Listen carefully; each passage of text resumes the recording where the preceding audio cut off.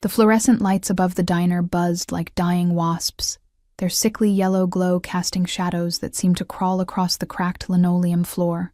I could feel the weight of exhaustion settling into my bones as I balanced 3 plates along my left arm, the heat from the mashed potatoes seeping through the cheap fabric of my uniform. The smell of burnt coffee and frying bacon had long since stopped bothering me. After 6 months working double shifts at Rosie's diner, I'd become numb to most things. My feet ached in shoes held together by duct tape and prayers. The sole of my right sneaker had separated again this morning, and I could feel the cold floor through the gap with each step. I couldn't afford new ones, not with Emma's medication costs climbing every month. My daughter's leukemia treatments had drained every penny I'd managed to save, and the hospital bills kept coming like waves trying to drown me. "Coffee, table 7, Rosie barked from behind the counter, her gravelly voice cutting through the dinner rush chaos. I nodded, setting down the plates at table 4. A family that didn't look at me, didn't acknowledge my existence beyond a grunt. Invisible. That's what I'd become in this city. Just another struggling single mother trying to survive, one shift at a time. The bell above the door chimed, and the diner's ambient noise seemed to shift, like the air pressure had changed. I glanced up from wiping down table 6, and my breath caught somewhere between my lungs and throat. 3 men entered, but only one commanded every molecule of oxygen in the room. He was tall, well over 6 feet, dressed in a charcoal suit that probably cost more than I made in 6 months. The fabric moved with him like liquid shadow, tailored so perfectly it seemed painted onto his broad shoulders.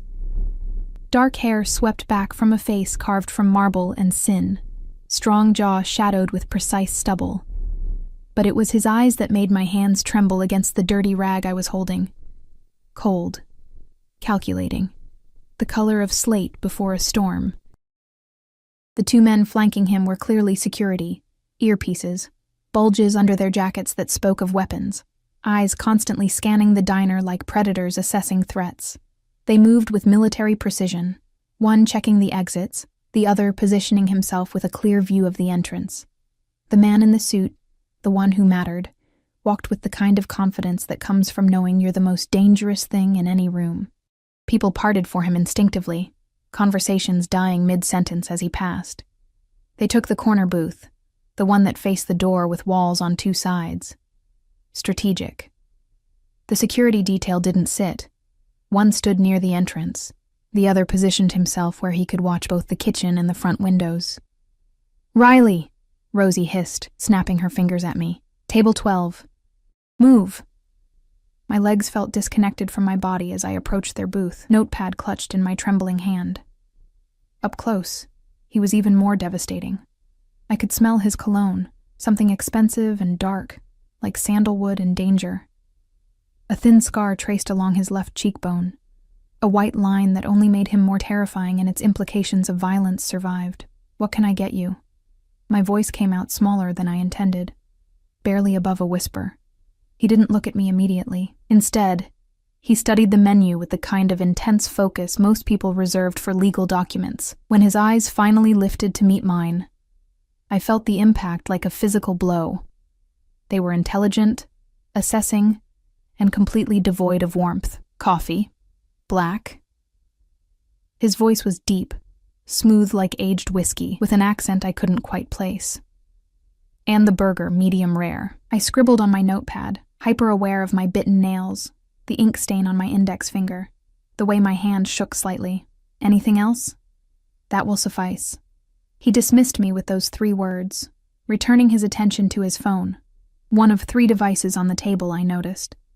All expensive, all buzzing periodically with messages. The security guard near him, a mountain of a man with a shaved head and cold eyes, ordered the same thing without speaking, just holding up 2 fingers. I fled to the kitchen, my heart hammering against my ribs like it was trying to escape. Rosie caught my arm as I put in their order. "You know who that is?" she whispered, her weathered face pale. I shook my head. "That's Damien Cross." She said the name like it was cursed. "You don't want to know what he does, girl. Just serve him, keep your head down, and pray he leaves quickly." But I heard the whispers from the line cooks, caught fragments of conversation from the other waitresses. Words like organization, East Side territory, never convicted. The picture they painted made my blood run cold. Mafia. The man in the corner booth wasn't just dangerous. He was legendary. Untouchable. The kind of person who made people disappear. My hands shook so badly I nearly dropped his coffee cup twice while preparing it. I took 3 deep breaths, steadied myself, and carried the tray back to table 12. I set down his coffee carefully, trying not to spill it. He didn't acknowledge me, didn't look up from his phone where he was typing rapidly with one hand, while holding another device to his ear, speaking in rapid Italian. The language sounded like music and murder combined. The next 40 minutes passed in a blur of anxiety. I refilled his coffee 3 times, brought the food, cleared plates.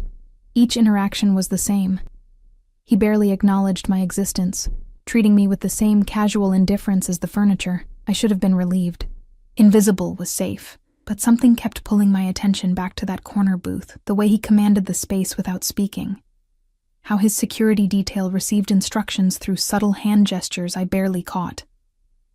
The expensive watches, the briefcase that never left his bodyguard's sight, the way other diners instinctively kept their distance.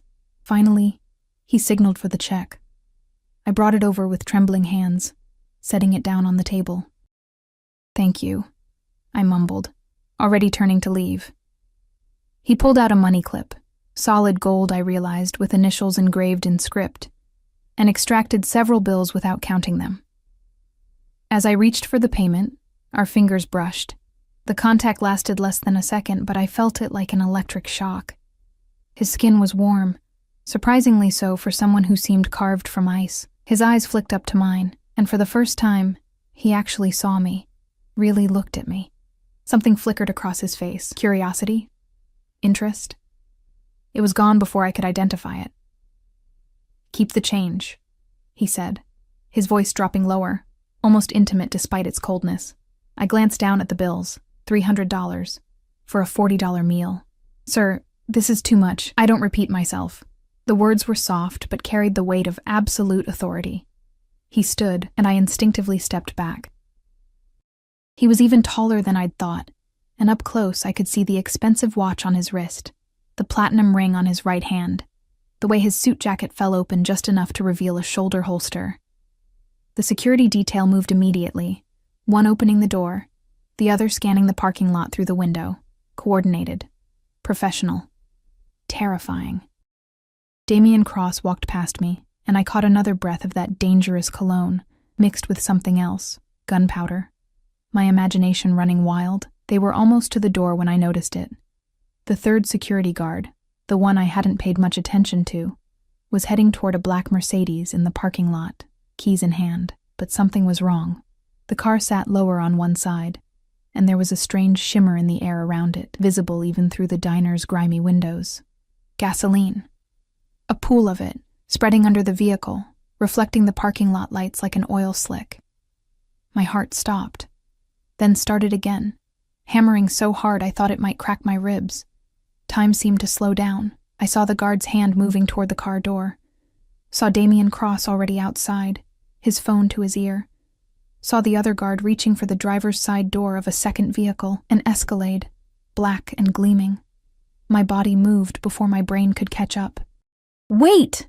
I screamed, my voice cracking with terror. "Don't start your cars!" I burst through the diner door, my worn sneakers slapping against the pavement. Every eye in the parking lot turned toward me, the crazy waitress in her stained uniform, running like her life depended on it. "Don't start the engines," I was sobbing now, terror and adrenaline coursing through my veins. "There's gasoline everywhere. Under the Mercedes, look." The security detail reacted instantly. Guns appearing from holsters, bodies positioning themselves between their boss and me, the perceived threat. I skidded to a stop, raising my hands, tears streaming down my face. Please look," I pointed with a shaking hand. "Under the car. Someone tampered with it." Damien Cross stood perfectly still, his expression unreadable. Then, with a subtle gesture, he signaled his men to lower their weapons. He walked toward the Mercedes himself, each step measured and controlled. He crouched down, an oddly graceful movement for a man of his size, and looked under the vehicle. When he stood, His face had transformed from cold indifference to something far more terrifying, barely controlled rage. "Check everything," he ordered, his voice deadly quiet. "Now." What happened next unfolded like a nightmare in slow motion. The security team swarmed both vehicles, examining them with practiced efficiency. One of them pulled out a small device, some kind of scanner, and ran it along the Mercedes's undercarriage. "Boss," the guard with the shaved head called out, his voice tight. "We've got an IED under the engine block. Professional job. Would have taken out everyone in a 50-foot radius." The words hung in the air like poison. Someone had tried to kill Damien Cross, and if I hadn't noticed the gasoline, if I hadn't screamed, if those cars had started, my legs gave out. I sat down hard on the pavement, my whole body shaking uncontrollably. Shock, I realized distantly. I was going into shock. Suddenly he was there, crouching in front of me. Up close, his eyes weren't cold anymore. They were calculating, intense, fixed on my face with an attention that made me feel stripped bare. "What's your name?" His voice was different now, still commanding but somehow softer. Riley," I stammered. "Riley Chen." "Riley Chen," he repeated, like he was memorizing it, cataloging it in whatever database existed in that brilliant, dangerous mind. "You just saved my life." I couldn't respond, couldn't speak.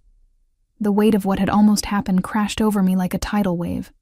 All those people in the diner, the families, Rosie, me. We would have all been caught in the explosion. "Look at me," he commanded gently, one hand coming up to tilt my chin. His touch was surprisingly tender, at odds with everything I knew about who he was. "Breathe. You're safe now." But I wasn't safe. Nothing about this was safe. I could see it in the way his security team was now cordoning off the area, speaking rapidly into phones. In the way sirens were already approaching. They'd called the police, bomb squad. In the way Damien Cross was looking at me like I'd become the most interesting problem he'd encountered in years. "I need to go," I whispered, trying to stand. "My daughter. I have to pick up my daughter from the hospital." His hand on my arm stopped me, not forceful, but immovable. "You're not going anywhere until I know you're safe," he said, and there was something in his voice that brooked no argument. "Someone just tried to kill me, Riley Chen, and you stopped them, which means—" He didn't finish the sentence, but I understood. Whoever had planted that bomb might have been watching, might have seen me scream, seen me save their target, which meant I'd just painted a target on my own back. The bomb squad arrived within minutes, their van screeching into the parking lot with lights blazing red and blue against the darkening sky. I sat in the back of Damien Cross's remaining vehicle, a armored Escalade that smelled of leather and that same dangerous cologne, wrapped in a jacket one of his guards had draped over my shoulders. My uniform was still damp with spilled coffee from when my legs had given out, and I couldn't stop shaking. Through the tinted windows, I watched the organized chaos unfold. Men in protective gear swarmed the Mercedes, their movements precise and cautious. Police had cordoned off the entire parking lot, pushing back the crowd of onlookers that had gathered. Rosie stood by the diner's entrance, her face white as snow, arms crossed over her chest. Damien Cross stood outside, speaking with a detective, a tired-looking man in a rumpled suit who kept glancing nervously at the mafia boss like he couldn't decide whether to arrest him or run. The conversation was too far away to hear, but I could read the body language. The detective was deferential, almost submissive. Cross commanded authority even from the police. "Miss Chen?" I jumped, turning to find the bald security guard, the one who'd checked the car, standing by the open door. Up close, he was even more intimidating, with a scar running through his left eyebrow and eyes that had seen too much violence. "Boss wants to know your address. We'll need to check your apartment. Make sure it's secure." "What? No, I can't. My daughter," the words tumbled out in a panic. "I need to get to Children's Memorial. Emma's been there all day for her treatment, and visiting hours end at 9, and I promised I'd be there. We'll take you." His tone left no room for argument. "But Mr. Cross needs to ensure your safety first. You witnessed a failed assassination attempt. Protocol requires—" "Protocol." I laughed, the sound edged with hysteria. I'm a waitress.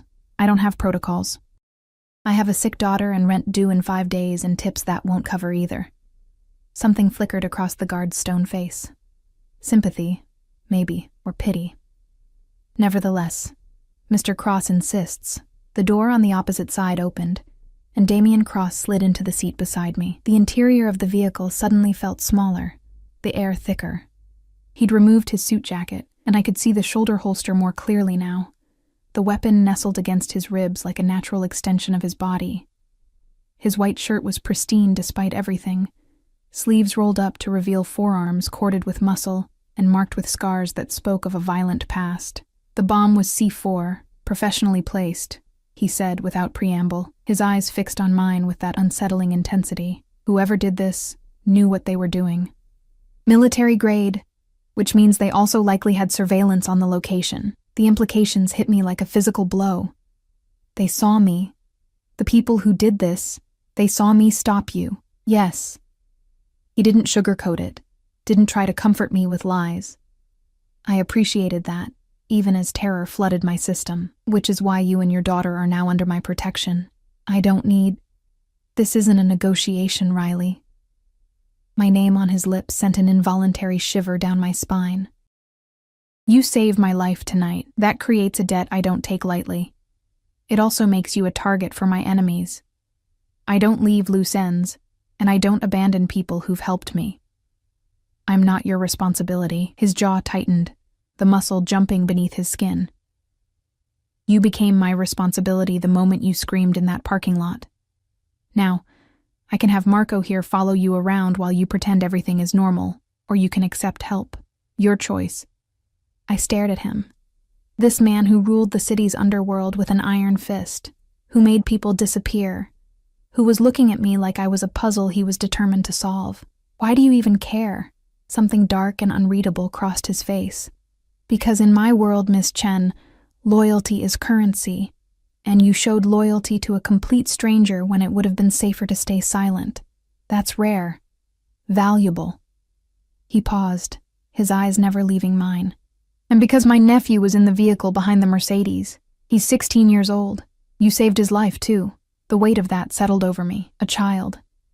I'd saved a child's life. I need to see Emma, I whispered, my voice breaking. Please. She's only 7, and she's been asking for me all day, and the nurses said she had a bad reaction to the chemo this morning. Then we go to the hospital. He pulled out one of his phones, typing rapidly. Marco will drive us. Alessandro will follow in the second vehicle after the bomb squad clears it. He glanced at me, and for a moment something almost human flickered in those cold eyes. What does your daughter have? Acute lymphoblastic leukemia. The words tasted like ash. Stage 3. We're trying a new treatment protocol, but the insurance won't cover it, and the hospital's charity program is backed up for months, and I'm working doubles every day, but it's never enough. I cut myself off, horrified that I was spilling my entire pathetic life story to a crime lord. But something about the way he listened, completely focused, absorbing every word, made it impossible to stop. Which hospital? Children's Memorial, 4th floor oncology ward. He made a call, speaking in rapid Italian again. I caught words here and there. Hospital. Security.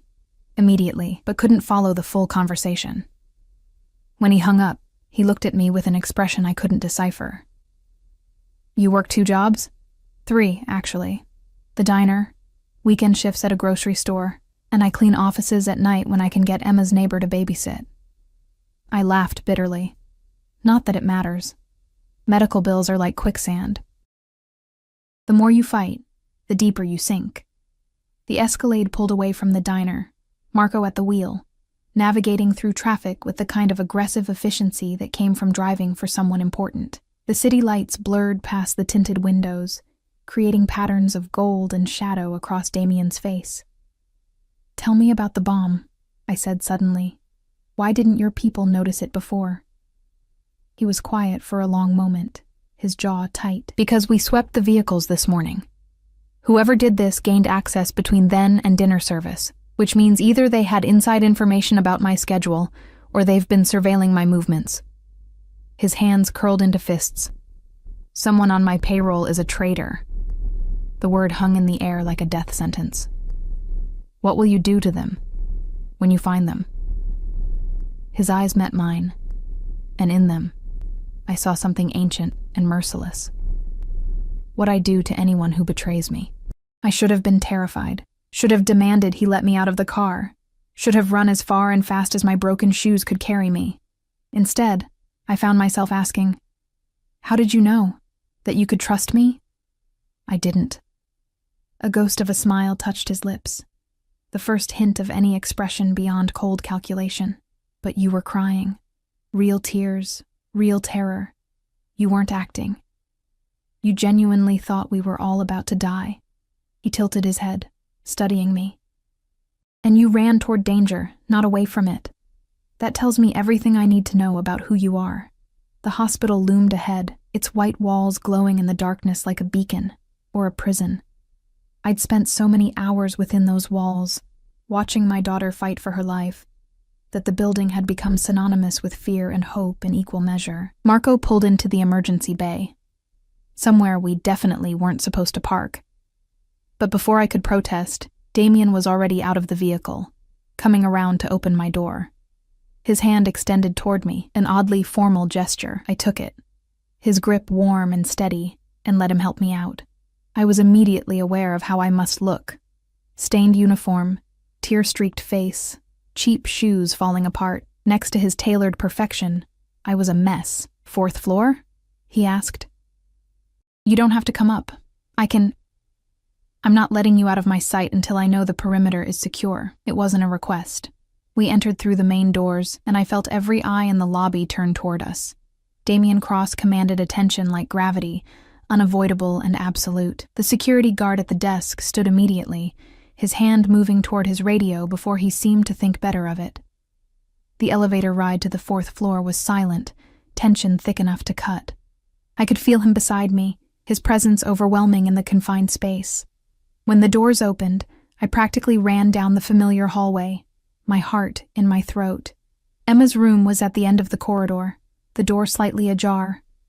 I pushed it open and felt my heart break and heal simultaneously at the sight of my daughter. She looked so small in the hospital bed. Her dark hair, what was left of it after chemo, spread across the pillow like silk. An IV ran from her thin arm to a bag of fluids hanging beside the bed, but her eyes, her beautiful dark eyes, so much like her father's, lit up when she saw me. "Mama!" Her voice was weak, but filled with joy. I rushed to her bedside, gathering her carefully into my arms, mindful of the tubes and wires. "Baby girl, I'm so sorry I'm late. There was an incident at work. Did you bring me a cookie?" She pulled back to look at my face, her expression hopeful. "Not tonight, sweetheart, but maybe tomorrow." "Is that your boyfriend?" I froze, following her gaze to the doorway where Damien Cross stood, looking completely out of place in the sterile hospital room with its cheerful pediatric decorations.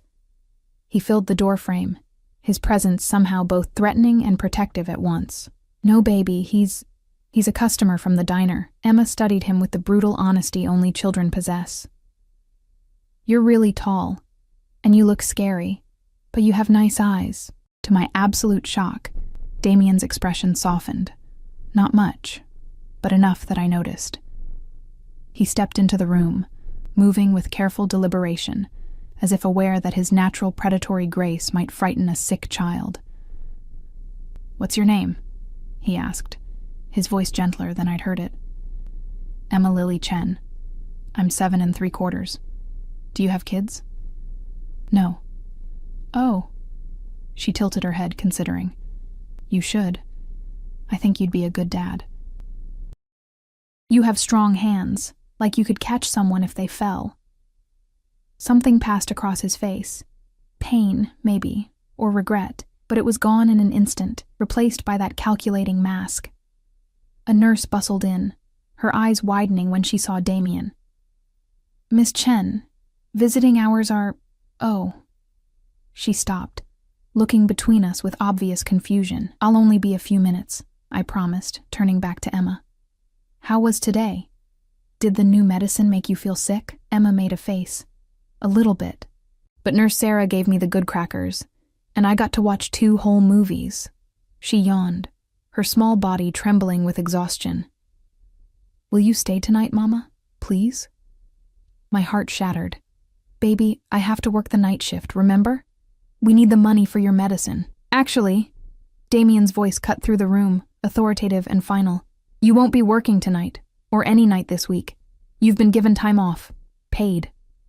I spun to face him. What? You can't just... I already called your manager. It's handled. His eyes locked with mine, and in them, I saw something that made my breath catch, not just authority, but something deeper. Possessive. Your daughter needs you. You should be here. I can't accept. You can, and you will. He moved closer, and I was hyper-aware of Emma watching this exchange with bright, interested eyes. Considerate payment for services rendered. You saved my life, Riley Chen. Let me make sure you can spend tonight with your daughter. I wanted to argue, wanted to maintain some shred of independence. But Emma's small hand in mine, her hopeful expression, the bone-deep exhaustion in my body, it all conspired against my pride. Okay, I whispered. Thank you. He nodded once, then pulled out his phone. After a brief conversation in Italian, he looked at the nurse. A security detail will be posted outside this room tonight. They're not to be disturbed or questioned. Understood?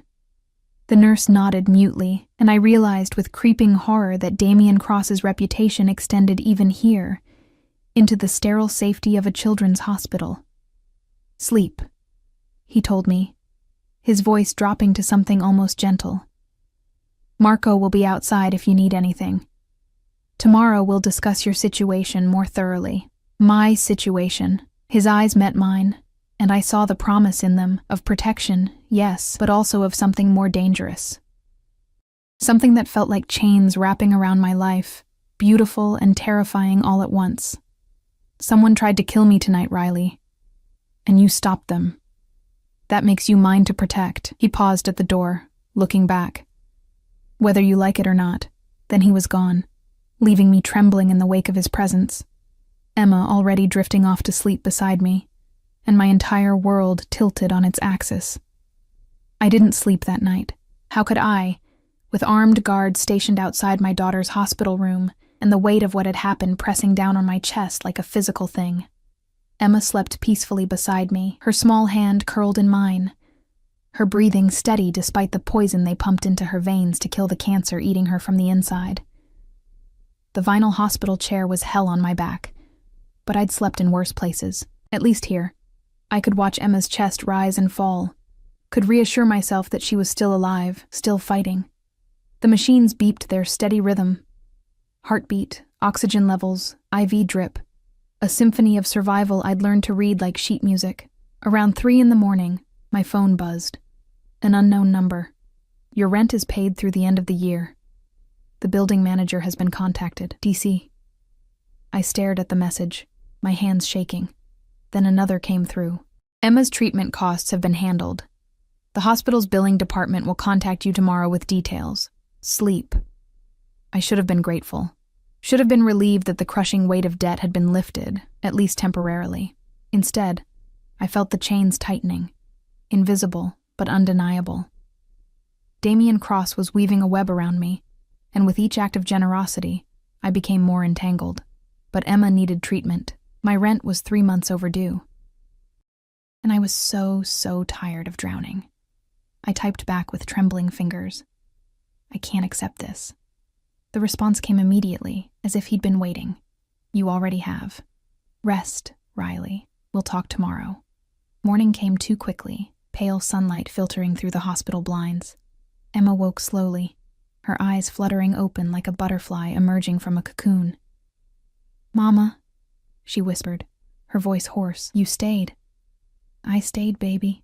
I brushed her remaining hair back from her forehead, feeling the fever that always came after chemo. How do you feel? Tired, but happy. She smiled, and it broke my heart how much joy such a simple thing brought her. Her mother spending one night by her bedside instead of working herself into an early grave. A knock on the door interrupted us. I tensed. but it was just Nurse Sarah with breakfast and medications. She gave me a strange look, somewhere between sympathy and concern. "There are men outside," she said quietly, as she checked Emma's vitals. "Very serious men. Miss Chen, is everything all right?" "It's complicated. Hospital security wants to know if they should call the police." "No." The word came out too sharp, too frightened. I lowered my voice. "No, they're protection. There was an incident yesterday. It's being handled." Sarah's eyes widened with understanding, or maybe just more questions, but she was professional enough not to press. After she left, I helped Emma with her breakfast, watching her pick at the oatmeal and fruit with little appetite. My phone buzzed again. This time it was a call from an unknown number. I stepped into the hallway to answer, acutely aware of Marco standing a few feet away, his presence both comforting and terrifying. Riley Chen. The voice on the other end was female, crisp and professional. "My name is Victoria Rossi. I'm Mr. Cross's personal attorney. He's asked me to arrange a meeting with you this afternoon at 2 o'clock. A car will pick you up from the hospital. I can't leave, Emma.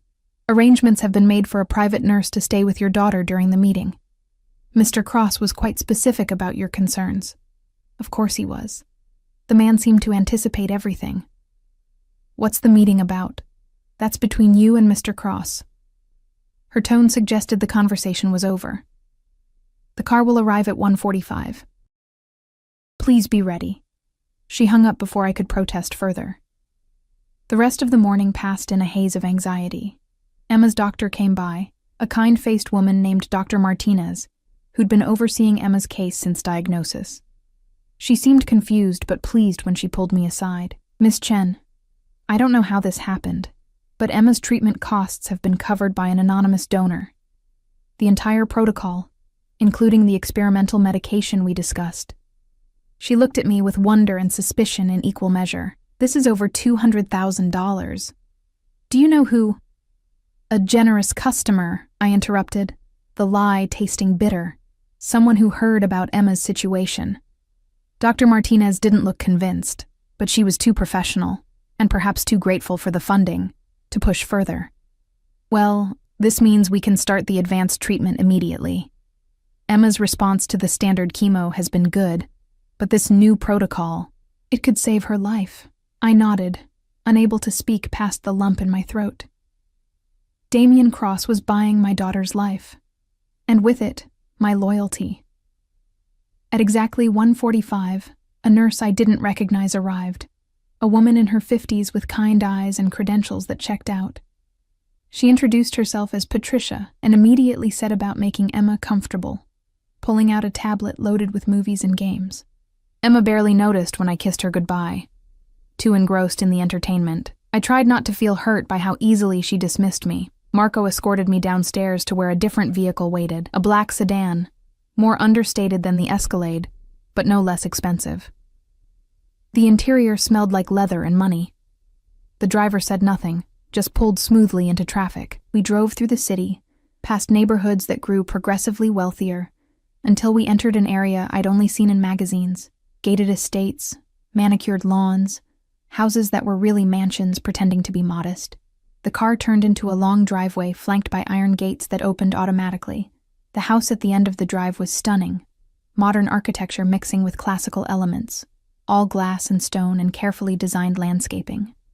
Security cameras were everywhere, I noticed, and men in suits patrolled the grounds with the precision of military personnel. My heart hammered as the car stopped at the front entrance.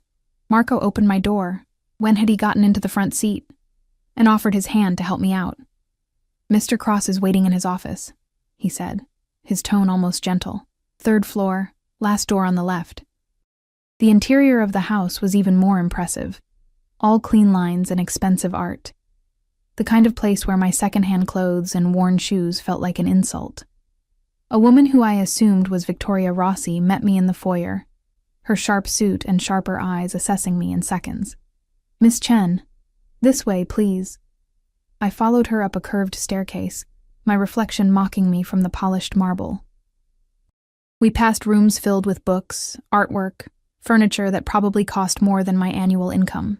Everything spoke of wealth, power, and control. The office door was solid wood, heavy and imposing. Victoria knocked once, then opened it without waiting for an answer. Damien Cross stood by floor-to-ceiling windows overlooking the estate grounds, his back to us, phone pressed to his ear. He was speaking Italian again, his tone cold and commanding. When he turned and saw me, he ended the call abruptly. "Leave us," he told Victoria.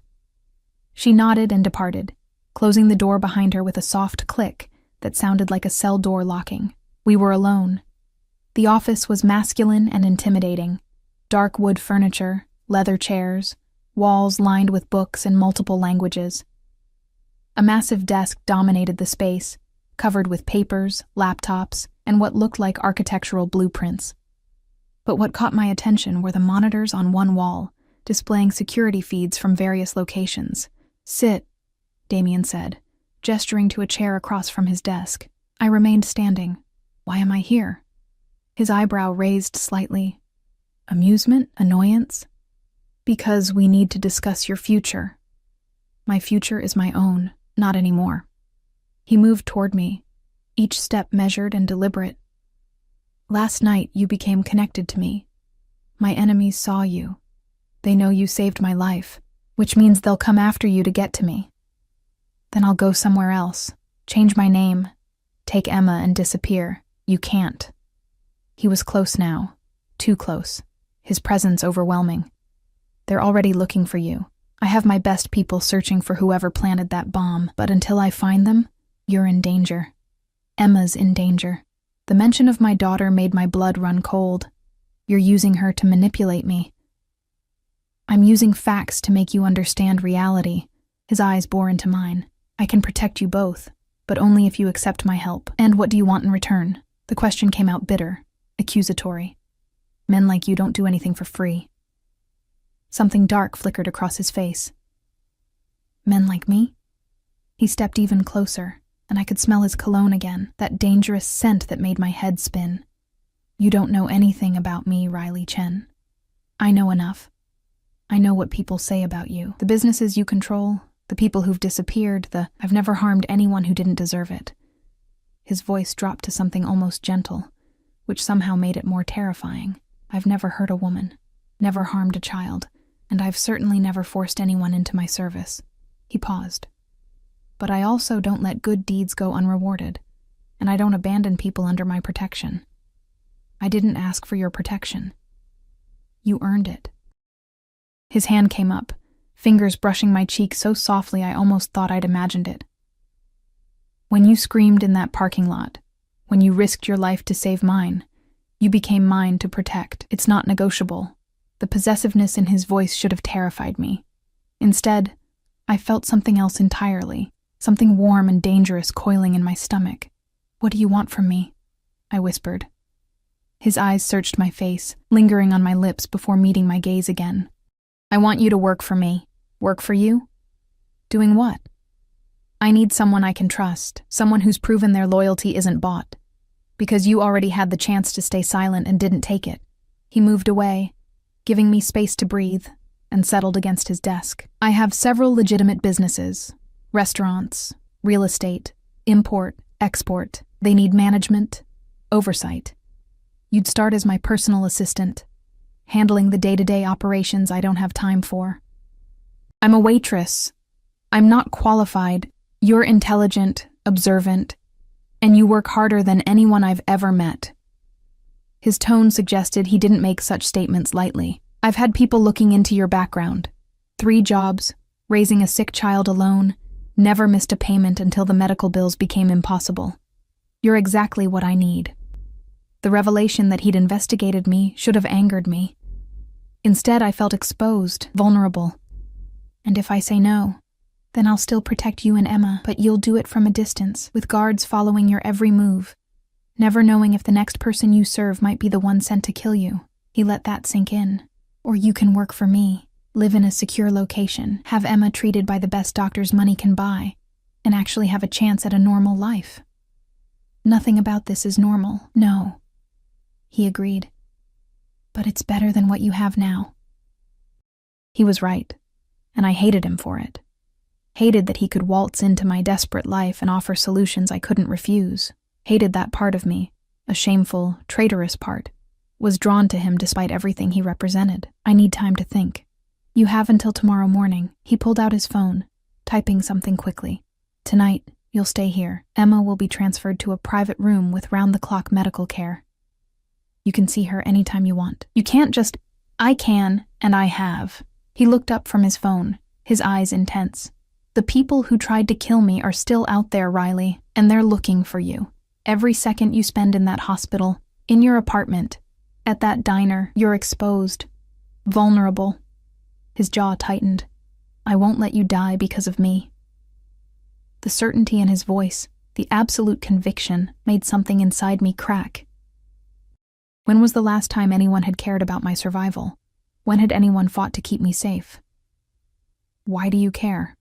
The question came out broken, desperate. You don't even know me.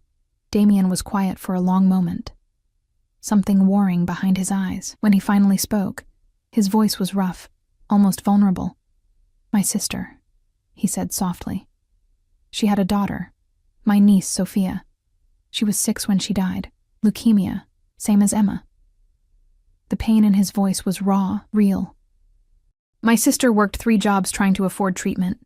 I was in prison, couldn't help her. By the time I got out and could pay for the best care, he trailed off, his hands curling into fists. I was too late. Understanding crashed over me like a wave. That's why you're helping Emma.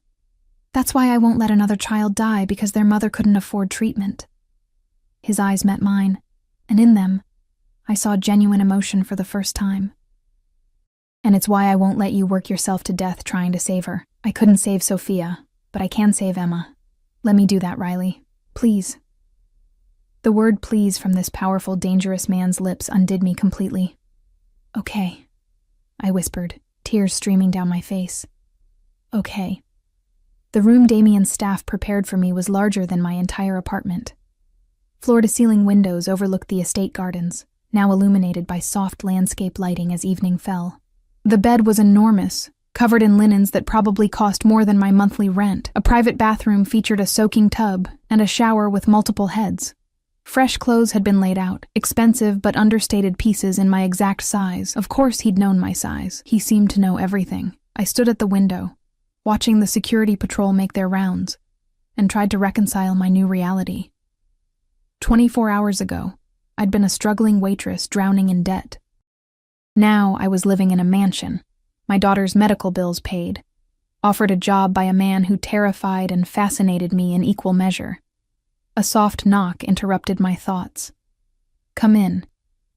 Victoria Rossi entered, carrying a tablet and wearing an expression that suggested she didn't entirely approve of my presence. Mr. Cross asked me to go over your employment contract and other arrangements.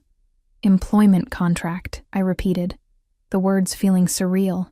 She settled into one of the room's armchairs, crossing her legs with practiced elegance. Your salary will be $150,000 annually, with full benefits including health insurance, comprehensive coverage for both you and Emma.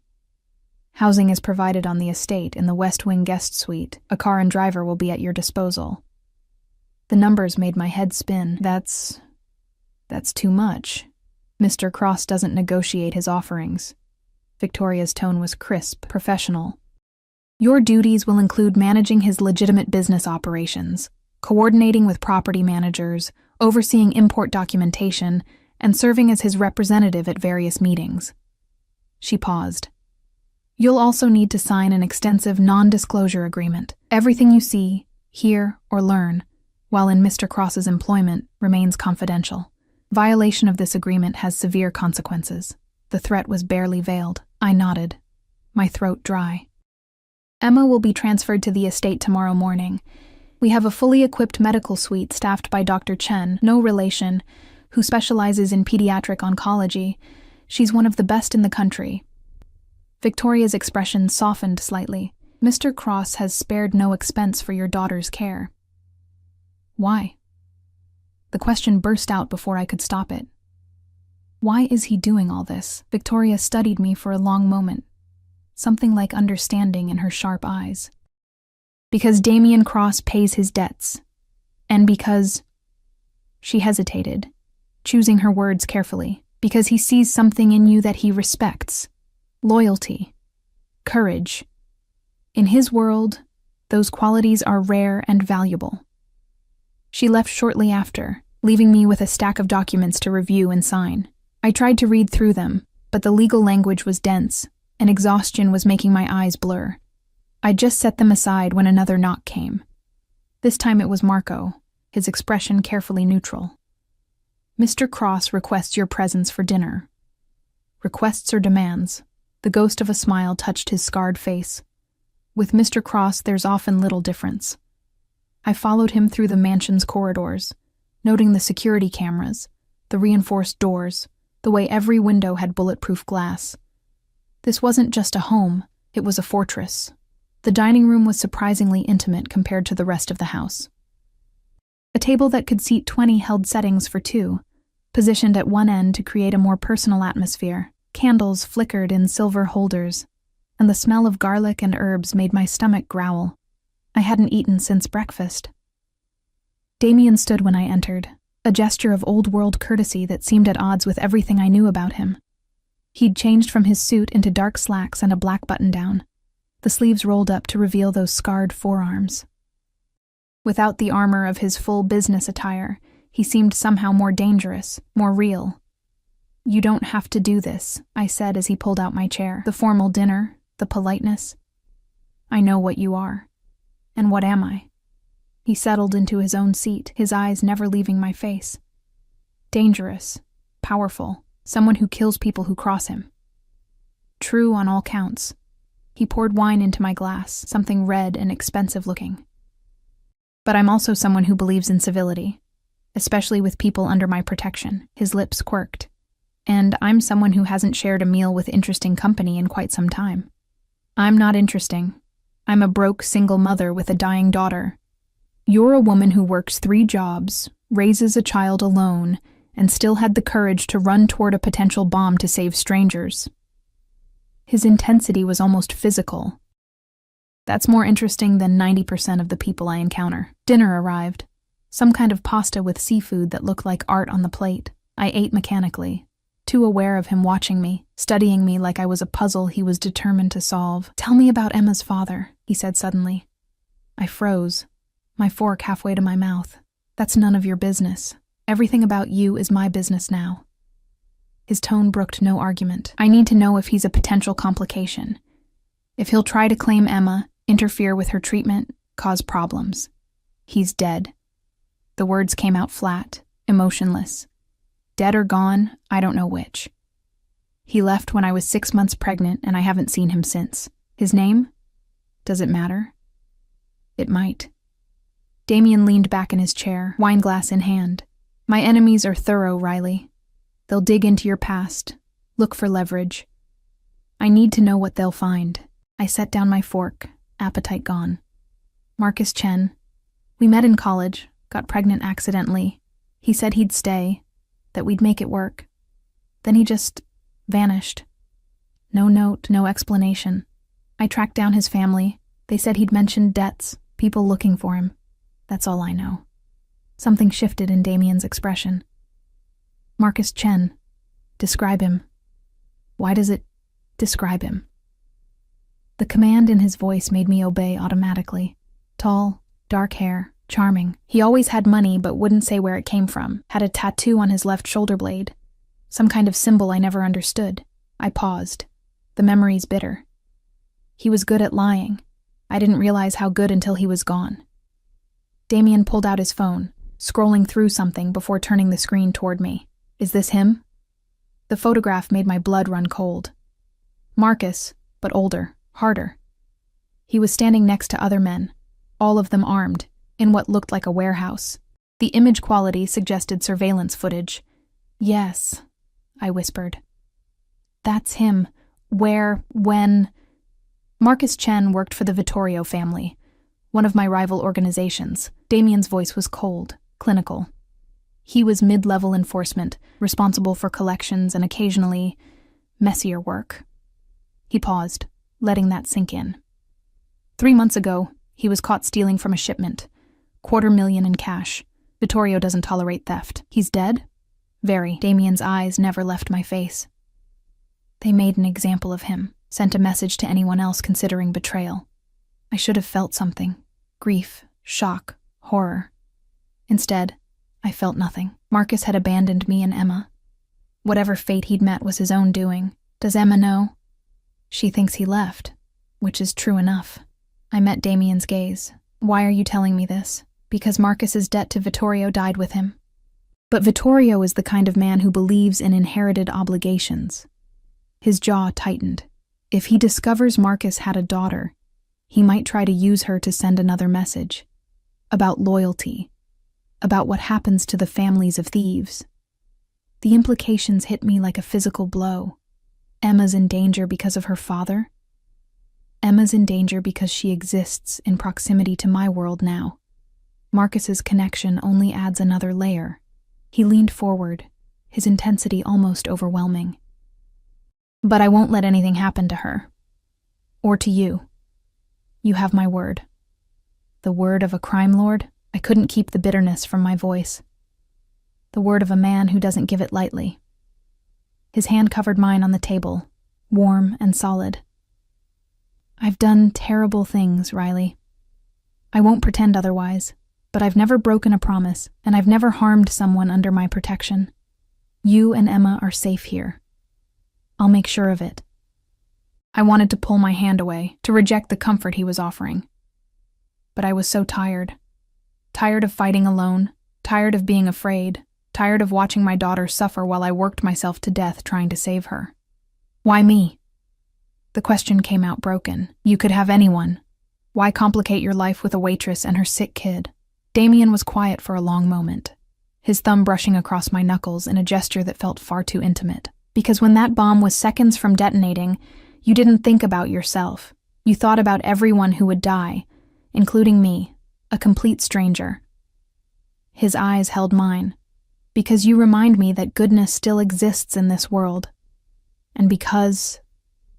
He trailed off, but something in his expression made my breath catch. Because? I prompted, my voice barely above a whisper, because I've spent 15 years in a world where everyone wants something from me. Money, power, protection, fear. You're the first person in longer than I can remember who looked at me and saw a human being worth saving. His grip on my hand tightened slightly. That's rare, Riley. Precious. And I protect what's precious to me.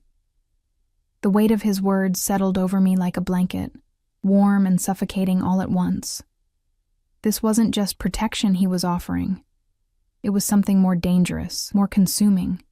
I don't know how to live in your world, I admitted. Then I'll teach you.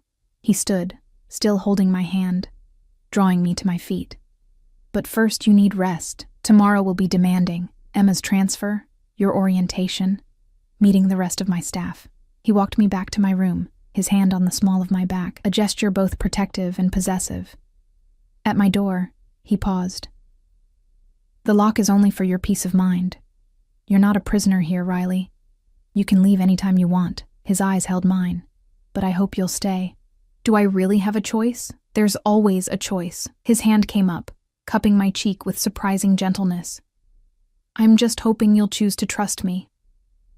He left before I could respond, his footsteps fading down the corridor. I stood in the doorway, my cheek still warm from his touch.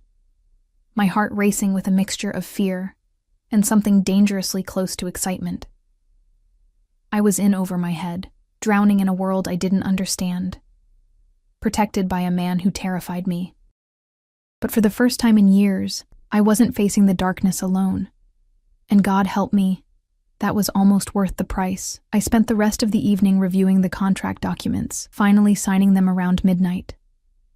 The pen felt heavy in my hand, like I was signing away more than just my employment, like I was binding myself to Damien Cross in ways I couldn't yet comprehend. Sleep came fitfully, filled with dreams of explosions and dark eyes, and promises I wasn't sure could be kept.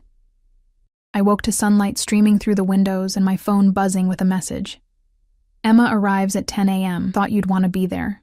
DC. I showered quickly, marveling at the water pressure and the expensive products in the bathroom. The clothes laid out fit perfectly, dark slacks and a cream blouse that looked professional, but felt like silk against my skin. Someone had even provided new shoes, comfortable flats in my exact size. Marco appeared at 9:30 to escort me to the medical suite.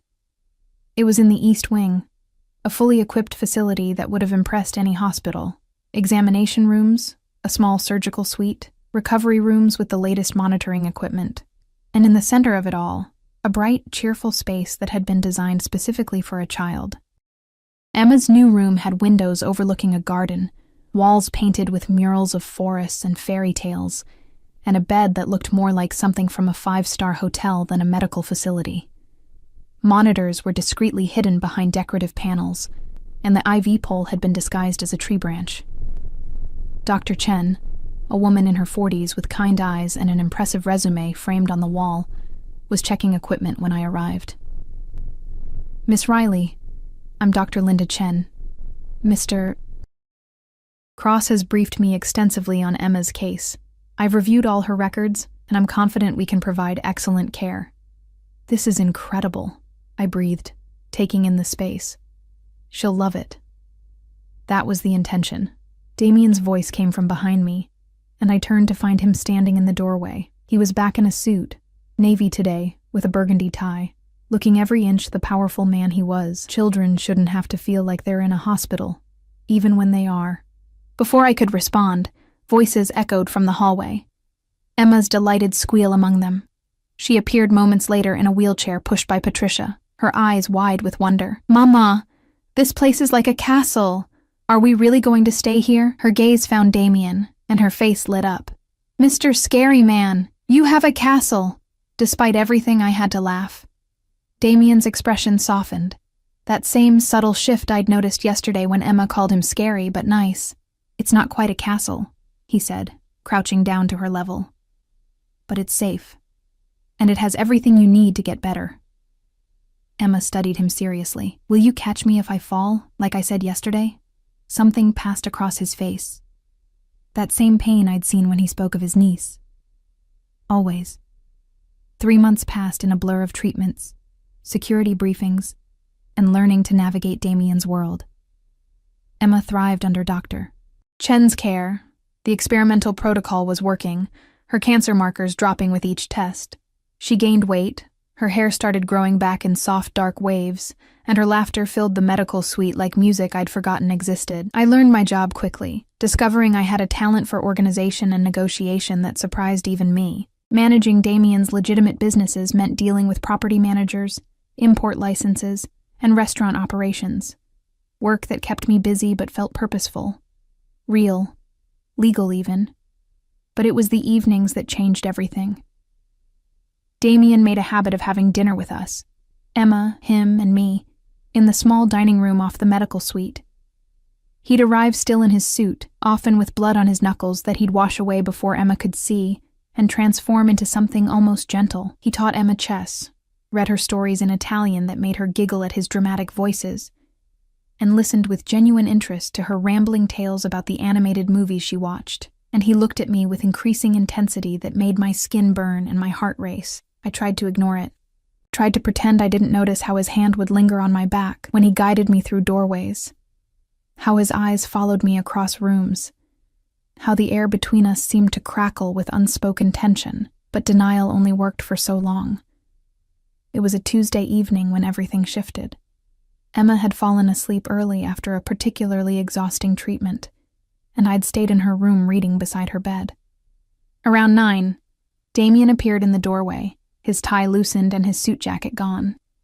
"She's resting well?" he asked quietly. "Finally. The new medication made her nauseous today." I stood, stretching muscles cramped from sitting too long.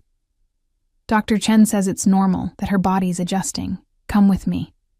It wasn't a request. I followed him through the mansion to his office, that same space where he'd first offered me this new life. The monitors on the wall showed various security feeds, but he ignored them, moving instead to the bar cart in the corner and pouring 2 glasses of amber liquid. "Whiskey," he said, handing me one. "Aged 20 years. You look like you need it." I took a sip, the burn welcome. "What's this about?" "We found him. Damien's voice was cold, controlled. The man who planted the bomb, one of my own people. Marco's cousin, actually. The Vittorio family got to him, promised him $500,000 to take me out. My blood ran cold. What did you do to him? What I do to all traitors. His eyes met mine, unflinching. He's dead. So are the 3 Vittorio enforcers who recruited him. He took a long drink. There will be retaliation. There always is. Which means increased security, more restrictions on movement. I wanted you to know. Emma is safe, will remain safe. I have 15 men assigned solely to her protection. He moved closer, and I could smell his cologne mixed with whiskey. But I need you to understand something, Riley. This life, my life, it doesn't get easier. It gets more complicated, more dangerous. The people who want me dead will use anyone close to me as leverage. Are you saying we should leave? I'm saying you need to decide if this is really what you want. His hand came up, fingers tracing my jawline with aching gentleness, because I can't let you go, not anymore. You and Emma, you've become important to me, too important. And that makes you targets. My heart was hammering so hard I could barely hear my own voice. What are you saying? I'm saying that somewhere between that first night in the parking lot and watching Emma beat me at chess last week, I've become obsessed with you. His thumb brushed across my lower lip, and I stopped breathing. I think about you constantly. When I'm in meetings, when I'm dealing with business, when I should be focused on staying alive, all I can think about is you, your smile, your laugh, the way you look at your daughter like she's your entire world. Damien, I want you, Riley, not just in my house, not just working for me. I want you in my bed, in my life, in every way that matters. His other hand came up to frame my face, his touch reverent despite the violence I knew those hands were capable of. Tell me I'm not alone in this. Tell me you feel it too. I should have lied. Should have protected myself, maintained professional distance, but I was so tired of lying, of pretending I didn't notice him, didn't crave his presence.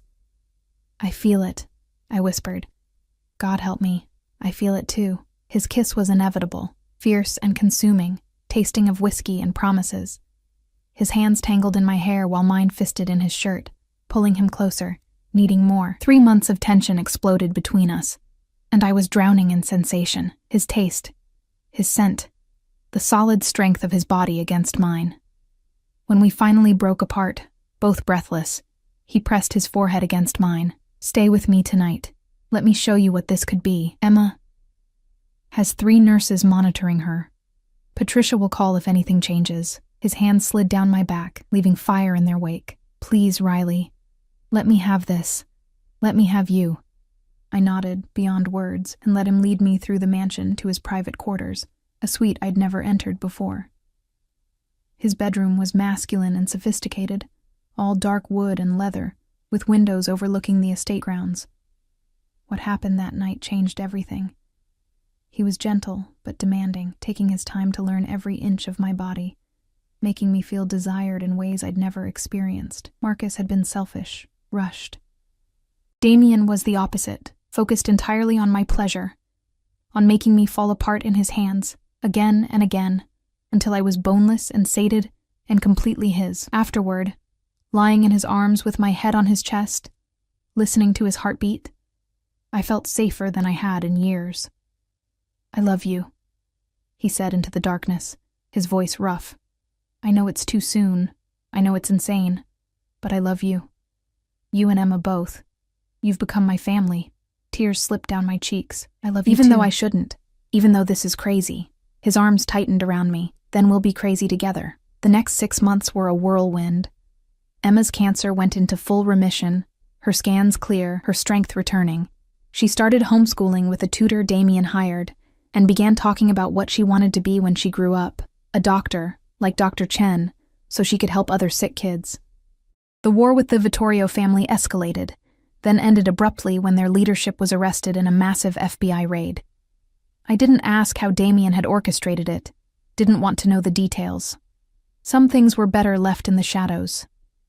Damien proposed on a quiet Sunday morning, presenting me with a ring that was both elegant and understated, so unlike the ostentatious displays I might have expected. Emma had helped him pick it out, he admitted, and her squeal of delight when I said yes was worth everything.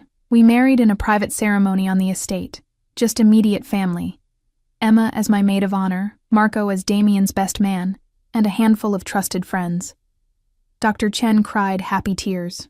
Victoria Rossi actually smiled, and Emma walked down the aisle scattering flower petals with such joy that everyone present felt the weight of the miracle. This child who'd been dying was now dancing at her mother's wedding. Damien's vows made me cry. I promise to protect you both with everything I am, he said, his voice steady despite the emotion in his eyes. To give you the life you deserve, the safety you need, and the love you've earned. You saved my life that night in the parking lot, Riley. And every day since, you've given me reasons to live it. Mine were simpler. I choose you. I choose this life, this love, this family, for as long as we both shall live. When he kissed me, Emma cheered louder than anyone. The reception was small but perfect. Good food, better wine, and the kind of happiness I'd thought was impossible for someone like me. I watched Damien dance with Emma, lifting her onto his feet so she could reach, her arms around his neck, her laughter pure and bright. He looked at her with such fierce love that my heart ached. Later, when Emma had fallen asleep in her room, now decorated exactly how she wanted, with bookshelves full of stories and a window seat overlooking the garden, Damien and I stood on the balcony of our bedroom, looking out at the estate grounds lit by moonlight. Do you ever regret it? I asked softly. Taking us in, changing your life for us. He pulled me against his chest, his arms wrapping around me from behind. Never. You gave me something I'd lost, hope, purpose beyond survival and revenge. He pressed a kiss to my temple. You and Emma are my redemption, Riley. My second chance at having a family. We're not going anywhere, I promised. Good, because I've gotten very attached. His tone lightened slightly. Emma's already asking when she can have a baby brother or sister. I laughed, the sound carrying across the quiet night. One miracle at a time, fair enough. He turned me in his arms, his expression serious. But I want you to know, this life I live, the things I do, they're not always clean or legal. I can't change that. But I will always keep you safe, always protect what's mine. I know. And I did. I'd entered this world with my eyes open, accepting both the man he was and the darkness he carried. I'm not afraid anymore. You should be. A little. His smile was dark, dangerous, all the things that should terrify me but only made me love him more. I'm a very possessive man, Riley Cross. Now that you're mine, I'm never letting you go. Promise? On my life. We stayed there until dawn, wrapped in each other, and the knowledge that we'd found something rare. Love born from chaos, family forged from danger, and a future that, against all odds, looked bright. 3 years later, Emma celebrated being 5 years cancer-free with a party that filled the estate with children's laughter. She was 10 now, healthy and vibrant, with dreams of medical school and a stubborn streak she'd inherited from both her mother and her stepfather. Damien had stepped back from the darker aspects of his business, delegating more and focusing on the legitimate enterprises. He'd never be entirely clean, his past wouldn't allow it, but he was trying. For us. For the family we'd built, and when I held our newborn son, named Marcus, after the man who'd given me Emma, but never lived to see what she'd become, and watched Damien cradle him with the same fierce protectiveness he showed Emma, I knew we'd found our happy ending. It wasn't perfect. Damien still had enemies, still had to maintain security, still occasionally came home with blood on his hands. But he always came home, to us, to the life we'd built from ashes and miracles. The night I'd screamed in that parking lot, terrified and desperate, I'd saved a life. What I hadn't known was that I was also saving my own, and my daughter's. Damien Cross had promised me protection, safety, a future. He'd given me all that and more. He'd given me love, family, and a life I'd never dared to dream possible. And every night, when I fell asleep in his arms with Emma and baby Marcus safe down the hall, I thanked God for the moment I'd noticed that gasoline pooling under a stranger's car, for the courage to scream a warning, for the dangerous, beautiful man who'd heard me, and for the life we'd built together, imperfect, complicated, and absolutely, perfectly ours. Some people might say I'd traded one prison for another, that Damien's protection was just a gilded cage, but they'd be wrong. Because for the first time in my life, I wasn't just surviving, I was living, and I was loved. The rest was just details.